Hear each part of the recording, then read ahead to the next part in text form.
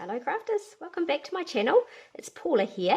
We're going to do some scrapbooking today with a couple of fun photos that I've got of my daughter with one of her friends, and she had a good old time with a pinata out in our garden.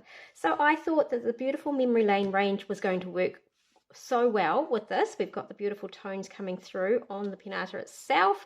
You wouldn't believe she was turning 15 here, but they always have a lot of fun, don't they, these girls?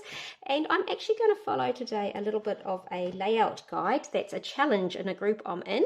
It looks a bit of fun. It's got a bit of a grid style going on and a few sort of 2 or 3 different clusters showing. So that's the sort of approach I'm going to take. How about joining me to see how I put this together today? So the first thing I do is go through all the different papers and try to match up the main photo with the different colours.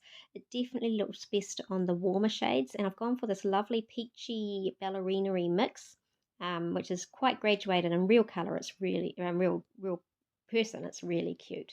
Now I'm going over with my water brush just to loosen up the edges, and first I was going to tear them, and then I decided actually I'll just roll them because it doesn't add a lot of texture by doing that without taking away too much of the paper itself.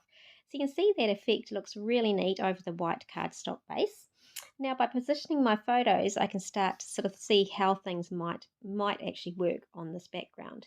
With all of my little 2" by 2" squares I have cut from the paper array, I'm now going to lay them out in that little grid style that we saw in the suggested pattern design that I'm following.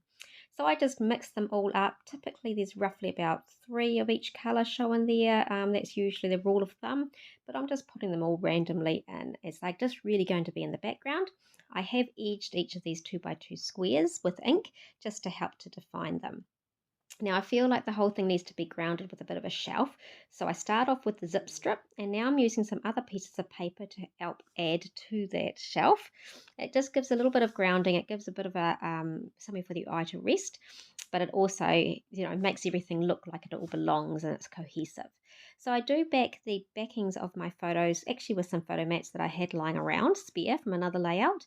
I decided I still need a little bit more for that ledge, so I brought in this really pretty yellow paper with little daisies on it, and that just looks perfect for the background to finish off that ledge. Now I've got the sprigs and leaves die cut, and I've just created some dies out of plain white cardstock.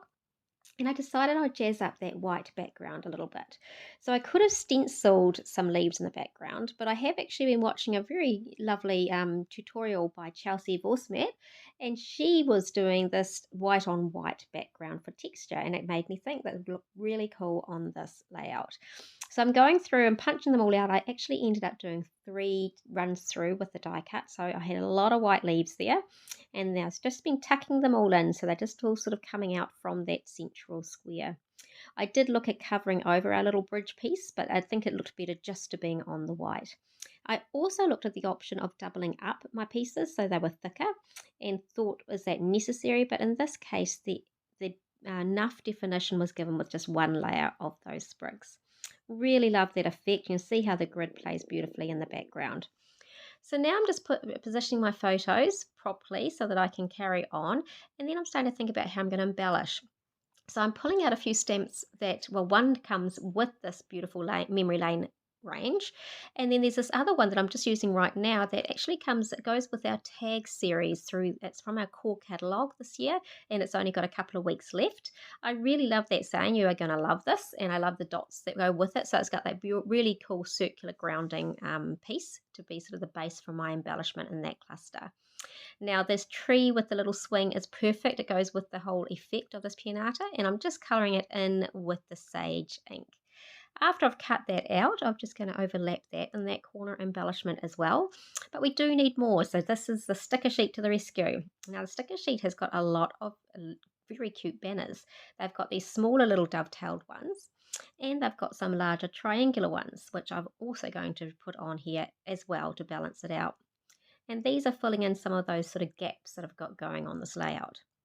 So I raise those with foam tape, and then I'm using our sparkles and our bitty sparkles just to do those little dividers between each banner. So the larger sparkles are up the top, and then I'm going to use the little bitty sparkles down with the smaller banner. Now, because I'm considering this is going to become a double page layout, I've decided that this is probably where my embellishment is mostly going to end because I'm actually going to take it across to the right hand side as well. I'm reserving the moment now to decide if I'm going to put the journaling to the left gap that we've got at the moment or whether I will have journaling on the right hand side. Now, just to finish off, I've got this lovely little wordings. Let's celebrate from another stamp set from the core catalogue, and that just finishes it nicely. Thanks for watching. I hope you enjoyed seeing how this layout came together and all the different textures I managed to achieve on the page.